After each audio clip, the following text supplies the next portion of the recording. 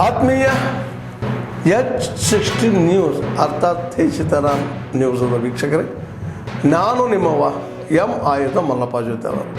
ತಾವು ಈಗ ಸುದ್ದಿಗಳ ಲೋಕಕ್ಕೆ ಎಂಟ್ರಿ ಹೊಡಿತಾ ಇದ್ದೀರಿ. ಈ ಸುದ್ದಿಗಳನ್ನು ಪ್ರತಿಯೊಂದು ನೋಡೋ ಜೊತೆಗೆ ನಿಮ್ಮ ಅಭಿಪ್ರಾಯಗಳನ್ನು ಹೊಸ್ತಾ ಇರಿ. ಯಾಕಂದರೆ ಈ ಸುದ್ದಿಗಳು ನಿಮಗಾಗಿ, ನಿಮ್ಮ ಬದುಕಿಗಾಗಿ, ನಿಮ್ಮ ವೈಚಾರಿಕೆಗಾಗಿ, ನಿಮ್ಮ ತಿಳುವಳಿಕೆಗಾಗಿಯೂ ನಿಮಗೂ ಗೊತ್ತು. ಜೊತೆಗೆ ನಮಗೂ ನಿಮ್ಮೊಂದಿಗೆ ಇದೊಂದು ಮಾತಾಡುವಂಥ ಜೊತೆಗೆ ಸುದ್ದಿಗಳನ್ನು ಬಿಡುವಂಥ ಕೆಲಸ. ಈ ಕೆಲಸದಲ್ಲಿ ನಾವು ನಿಮ್ಮೊಂದಿಗಿದ್ದೀವಿ ಅಂತ ಹೇಳ್ತಾ ನೋಡ್ತಾ ಇರಿ ಸುದ್ದಿಗಳನ್ನು.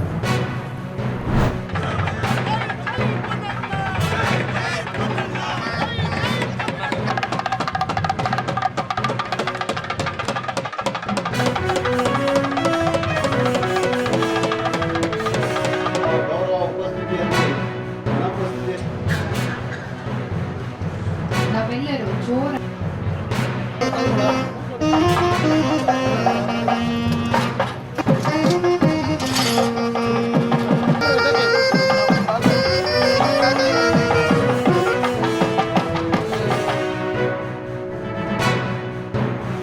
ನಿವೇಶನ ಇಲ್ಲಿದ್ದವ್ರಿಗೂ ಕೊಡ್ತೀವಿ,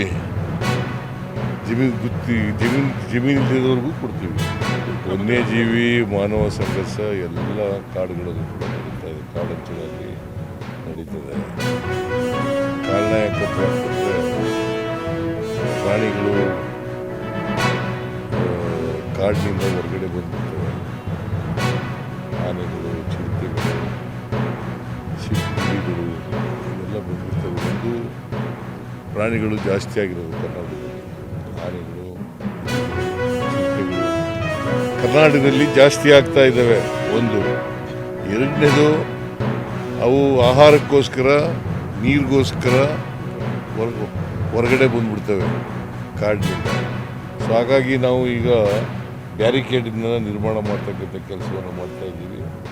ಅವು ಪ್ರಾಣಿಗಳು ಹೊರಗಡೆ ಬರದ ರೀತಿ ಹೇಳ್ತಕ್ಕಂಥ ಎಲ್ಲ ಪ್ರಯತ್ನ. ಹಾಗಾಗಿ ಮಾನವ ಸಂಘರ್ಷ ಇದೆಯಲ್ಲ, ಪ್ರಾಣಿಗಳ ಜೊತೆ ಮಾನವ ಸಂಘರ್ಷ, ಅದನ್ನು ತಪ್ಪಿಸ್ಲಿಕ್ಕೆ ಎಲ್ಲ ಕೆಲಸಗಳನ್ನು ಮಾಡ್ತೀವಿ.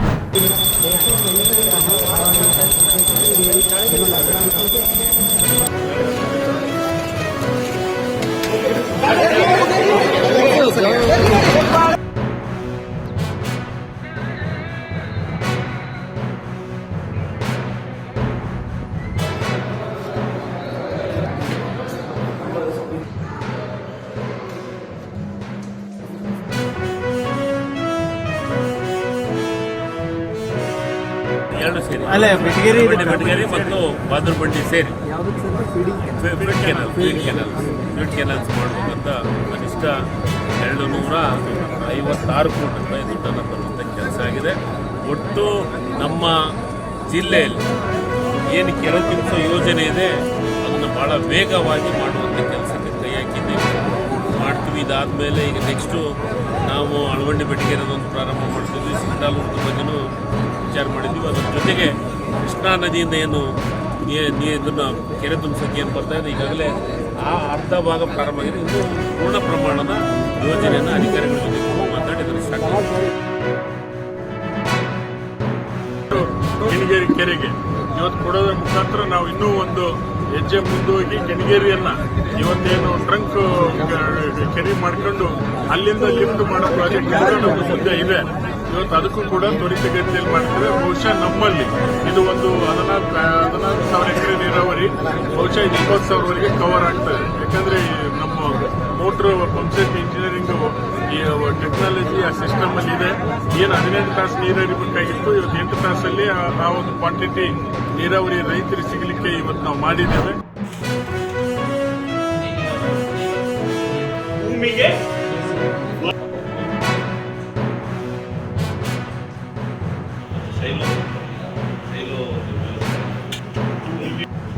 ಸಕ್ರಿಯವಾಗಿ ಪಾಲ್ಗೊಳ್ಳುವುದು ಯಾಕೆ ಮಾತು ಬೇಕಾಗಿದೆ? ಅಟಲ್ ಭೂಜಲ್ ಯೋಜನೆ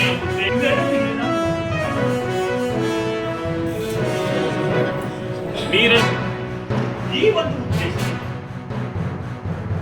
ಈ ಅಟಲ್ ಭೂಜಲ್ ಯೋಜನೆ ಕೃಷಿ ಇಲಾಖೆ ಮುಖಾಂತರ ಅನುಷ್ಠಾನ ಮತ್ತು ಸಣ್ಣ ನೀರಾವರಿ ಇಲಾಖೆ ಮುಖಾಂತರ ಅನುಷ್ಠಾನ ಆಗುತ್ತೆ. ಹೀಗೆ ನಾನಾ ರೀತಿಯಲ್ಲಿ ಈ ಒಂದು ಯೋಜನೆ ನಮ್ಮದೊಂದೇ ಇಲಾಖೆಯಿಂದ ಆಯಾ ಇಲಾಖೆ ಕಾರ್ಯಕ್ರಮಗಳಿಗೆ ಅನುಗುಣವಾಗಿ ಮಣ್ಣು ನೀರು ಏನು ಸಂರಕ್ಷಣೆಗೆ ಪೂರಕವಾದಂಥ ಕಾರ್ಯಕ್ರಮಗಳನ್ನು ಯಾವ ಇಲಾಖೆಗಳು ಅನುಷ್ಠಾನಗೊಂಡು ಅದೇ ಗ್ರಾಮೀಣಾಭಿವೃದ್ಧಿ ಇಲಾಖೆಯಿಂದ ಆಗಿರ್ಬೋದು, ಗ್ರಾಮೀಣ ಮತ್ತು ಪಂಚಾಯತ್ ರಾಜ್ ಇಲಾಖೆಯಿಂದ ಆಗಿರ್ಬೋದು, ಜಲಸಂಪನ್ಮೂಲ ಇಲಾಖೆ ದೊಡ್ಡ ದೊಡ್ಡ ಯೋಜನೆಗಳು ಸಹ ಈ ಅಟಲ್ ಭೂಜಲ್ ಯೋಜನೆಯ ಒಂದು ಕಾರ್ಯಕ್ರಮದ ಅನುದಾನವನ್ನು ಬಳಸುವ ದೊಡ್ಡ ದೊಡ್ಡ ಯೋಜನೆ. ಈಗ ಜಲಸಂಪನ್ಮೂಲ ಯೋಜನೆಗೆ ರೋಡ್ ಟು ಬ್ಯಾರೇಜಸ್ ಆಗಿರ್ಬೋದು, ದೊಡ್ಡ ದೊಡ್ಡ ನೀರಾವರಿ ಯೋಜನೆಗಳಾಗಿರ್ಬೋದು, ಅಟಲ್ ಭೂಜಲ್ ಆತ್ಮೀಯರೇ, ಎಲ್ಲ ಸುದ್ದಿಗಳನ್ನು ನೋಡಿದ್ರಲ್ಲ, ಏನು ಅನಿಸ್ತು ನಿಮಗೆ? ಇದರಲ್ಲೇ ನಿಮ್ಗೆ ಲೈಕ್ ಆಗಿರ್ಬೋದು, ಡಿಸ್ಲೈಕು ಆಗಿರ್ಬೋದು, ಕಾಮೆಂಟ್ ಬೇಡಪ್ಪ ಅಂತ ಅನಿಸಿರ್ಬೋದು, ಕಾಮೆಂಟ್ ಮಾಡಬೇಕಪ್ಪ ಅನಿಸ್ಬೋದು, ಶೇರ್ ಮಾಡಬಾರ್ದಪ್ಪ ಅನಿಸಿರ್ಬೋದು, ಮಾಡಬೇಕು ಅನಿಸಿರ್ಬೋದು. ಏನಾದರೂ ಆಗಲಿ ಶೇರ್ ಮಾಡ್ತಾಯಿರ್ರಿ, ಈ ನ್ಯೂಸ್ಗಳನ್ನ ಹಂಚ್ತಾ ಇರಿ, ಜೊತೆಗೆ ಇದಕ್ಕೆ ಸಬ್ಸ್ಕ್ರೈಬ್ ಆಗ್ತಾಯಿರಿ ಅಂತ ಹೇಳ್ತಾ H16 ನ್ಯೂಸ್ ಅರ್ಥಾತ್ ಹೇ ಸೀತಾರಾಮ್, ಇದು ಸತ್ಯದ ಕೈಗೆ ನಡಿ. ವಂದನೆಗಳು.